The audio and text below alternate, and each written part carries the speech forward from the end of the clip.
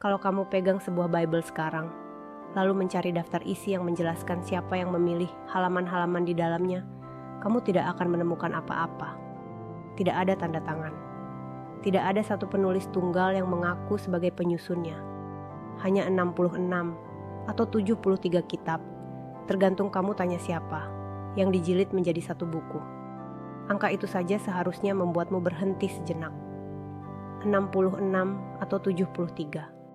Gereja-gereja berbeda yang sama-sama menyebut buku mereka sebagai Bible, ternyata tidak sepakat soal berapa jumlah kitab di dalamnya. Untuk memahami kenapa, kita harus mundur hampir 3.000 tahun, jauh sebelum kata Bible itu sendiri pernah diucapkan. Cerita ini dimulai dari kumpulan yang jauh lebih kecil dan jauh lebih tua. Para penulis Ibrani kuno, selama berabad-abad, mengumpulkan hukum, puisi, nubuat, dan sejarah menjadi apa yang dalam tradisi Yahudi disebut Tanakh. Ketika wilayah Mesir dikuasai dinasti keturunan Alexander Agung, koleksi ini menjadi begitu berharga bahwa orang Yahudi berbahasa Yunani di Alexandria melakukan sesuatu yang belum pernah terjadi sebelumnya. Mereka menerjemahkannya.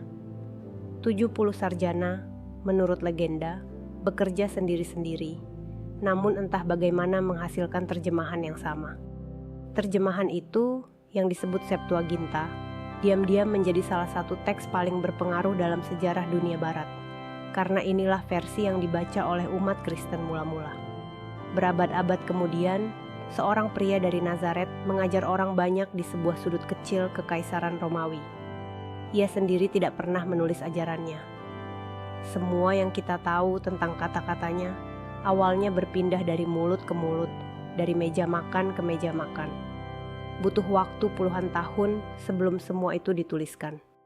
Injil tertua yang masih ada, Markus, diperkirakan ditulis sekitar tahun 70, 4 dekade penuh setelah peristiwa yang diceritakannya. Matius, Lukas, dan Yohanes menyusul kemudian. Sementara itu, seorang misionaris keliling bernama Paulus mengirim surat demi surat ke jemaat-jemaat yang tersebar. Bahkan kadang secara khusus meminta isinya disalin dan diteruskan ke gereja tetangga. Selama 100 tahun berikutnya, belum ada satu Bible tunggal. Yang ada hanyalah kotak-kotak gulungan. Favorit lokal yang berbeda-beda. Satu jemaat mungkin sangat menghargai sepucuk surat yang belum pernah didengar jemaat lain. Dan ke dalam lanskap yang masih terbuka dan belum tertata, inilah seorang pedagang kaya bernama Marcion melangkah masuk, melakukan sesuatu yang belum pernah ada yang berani lakukan sebelumnya. Ia menarik garis batas. Ia menetapkan teks mana yang layak disebut kitab suci, dan menolak seluruh perjanjian lama begitu saja. Gereja menyebutnya sesat. Tapi tanpa sengaja, ia telah menciptakan sesuatu yang sebenarnya sangat dibutuhkan gereja saat itu. Sebuah daftar yang jelas. Daftar-daftar lain pun bermunculan, masing-masing sedikit berbeda satu sama lain. Sebuah dokumen yang kini disebut Fragment Muratori, diperkirakan berasal dari tahun 170, menjadi salah satu upaya paling awal untuk menentukan Injil mana yang sah. Origenes dari Alexandria, salah satu pemikir paling cemerlang abad ketiga, menelusuri kitab demi kitab, memilahnya menjadi kategori diterima, diperdebatkan, dan ditolak. Ibrani, Yakobus, surat Petrus yang kedua. Surat-surat yang penulisnya tidak bisa dipastikan siapa, mengambang dalam status tidak jelas selama beberapa generasi. Lalu, pada tahun 367, seorang uskup bernama Athanasius menulis surat Paskah tahunannya kepada gereja-gereja yang ia pimpin. Hampir seperti catatan tambahan, ia mendaftar tepat 27 kitab, tidak lebih, tidak kurang, dan menggunakan satu kata yang belum pernah dipakai dengan cara ini sebelumnya. Dikanonkan. Ditetapkan ukurannya. Dikunci. Untuk pertama kalinya dalam sejarah, seseorang menuliskan dengan tepat 27 dokumen yang hari ini tersusun di dalam setiap perjanjian baru yang dicetak di seluruh dunia. Tapi itu belum resmi sepenuhnya.